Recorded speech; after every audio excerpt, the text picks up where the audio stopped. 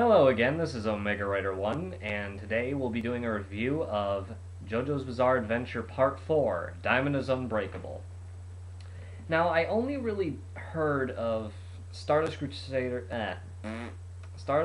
and Phantom Blood before actually diving into the whole JoJo's Bizarre Adventure series.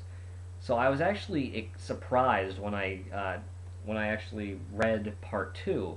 Part 4 was just as much of a surprise. I consider it in the same vein as 2 by the time that I was done with 3.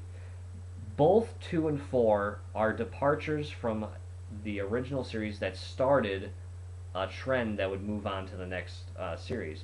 Like how Part 1 started with Ripple Warriors, and that became the same power that was used in 2, but was of course altered just slightly. Whereas with 3, we introduced stands, so actually it became more interesting to see how they would handle that in 4, because now they introduced this broad topic, this new power that was so adaptable and could be used in so many different ways and forms. Excuse me for a second. Yeah, this allows me to use my hands. I'm Italian, forgive me, I have to use my hands to talk. But yeah, it was interesting to see how they would actually come out of Stardust Crusaders and try and capture that essence that the previous one had. So I read the series to find out. No shit, Sherlock Holmes. Anyway, I'm rambling now. So here's my review of Diamond is Unbreakable. Plot. Not long after the battle with Dio, the town of Morio becomes the new locale. We see Jotaro, who appears to be looking for someone, or something or someone. It's then that we see a young man being harassed by older students as he is polite and tries to avoid a fight. However, one of them insults his hair, which earns a fierce beating from the boy's stand, which makes his nose appear differently. He is then approached by Jotaro, whom he attacks until Star Platinum's time stop overpowers the young man's stand.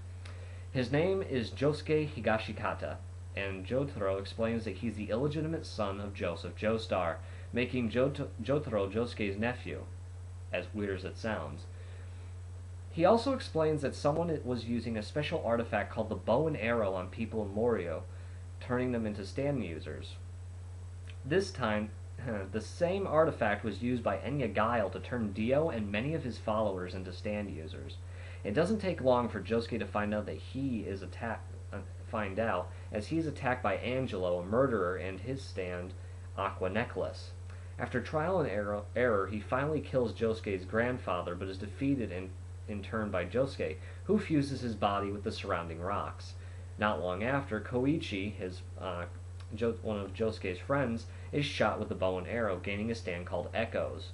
The culprit is Keicho Nijimura and his brother Okuyasu, who both face off with Josuke.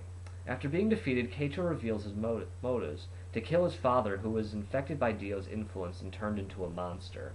He wants to grant his father a peaceful death, but Josuke reveals that he is still human and no longer under Dio's control. The tender moment is crushed by the stand Red Hot Chili Pepper, which kills Keicho and steals the bow and arrow. Vowing to avenge his brother, Okuyasu joins Josuke's team and becomes a good friend of Josuke's.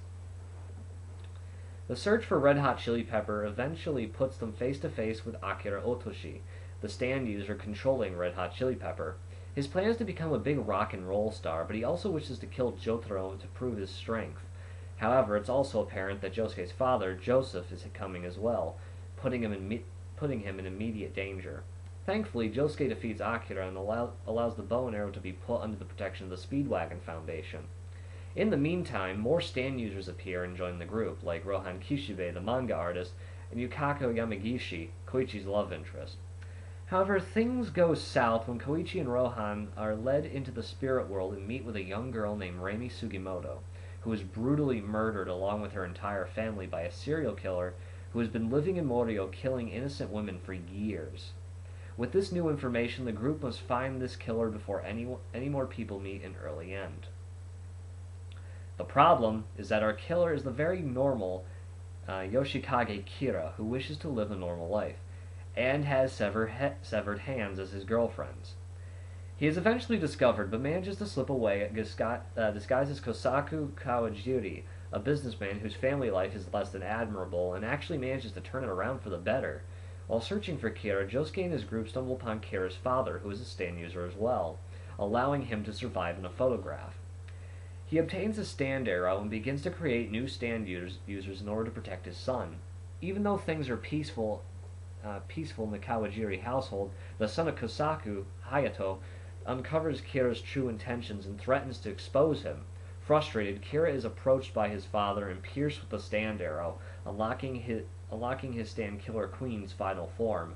Another one bites the dust. This invincible power allows Kira to kill through simple inquiry about him. After someone is killed, time loops to the beginning of the day, and all the events repeat, but in different ways. Hayato figures out a way to overcome and manages to break the loop. Josuke, Hayato, and Okuyasu engage Kira in battle, managing to injure him, but sustaining too many injuries to fight back.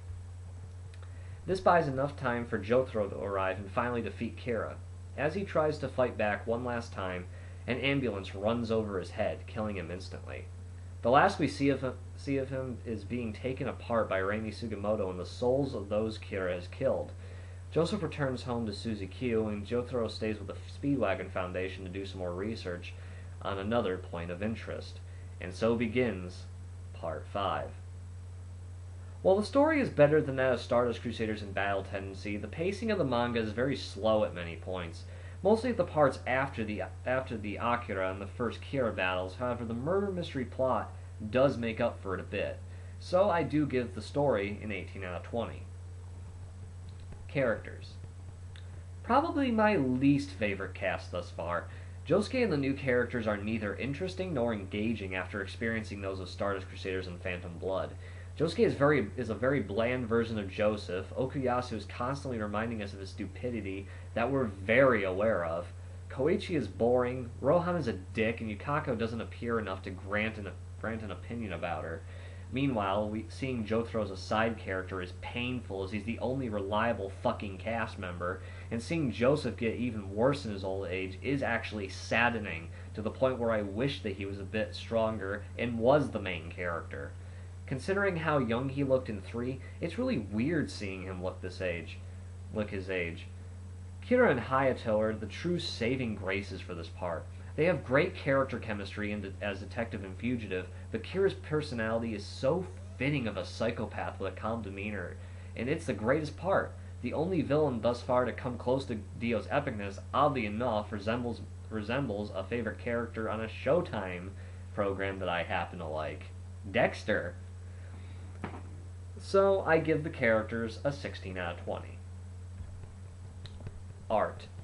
This is where Araki started using his own style of characters, which actually looks good despite breaking ties with the Tetsuo style. However, a lot of the stands are not appealing. Despite the creativity, Killer Queen is actually pretty amazing. But overall, I'd say that this is the better point in his career for his own original style. As we get into other reviews, this is just a warning, the art style is not going to be very,